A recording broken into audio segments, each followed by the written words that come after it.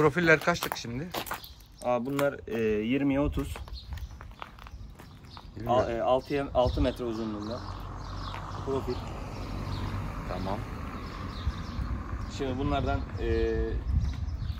1 metreye 1 metre olacak şekilde karelerimizi oluşturacağız 2 tane. 2 tane kare oluşturduktan sonra o karenin biri aşağıya, biri üstünün zaten. Basit yani sistem. Aralara da kısa çubuklarını yapacağız kesinlikle. Ben profesyonel kaynakçı değilim. Ama az buçuk elimiz elektrot tutuyor yani. Kendi tavuklarımız için küçük hem taşımak hem de küçük bir kümes olarak kullanacağımız bir şey yapacağım. Tamam bakayım, hadi kolay gelsin.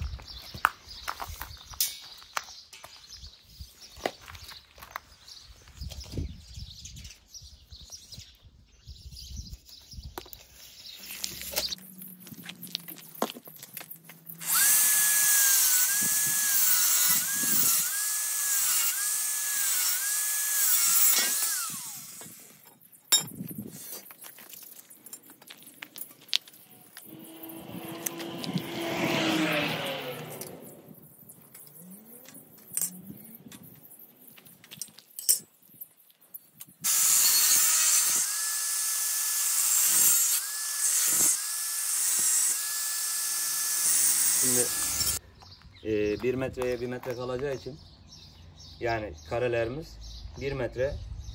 Buradan da yani şu 2 santim 2 4 düşeceğiz. 96.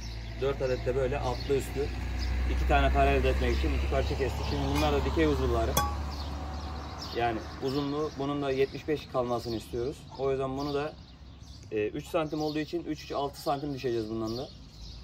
Bunu da 69'a 4 tane de 69 lazım. Tabii bu 69 yine lazım olacak. Kapı esnasında falan yine kesebiliriz yani.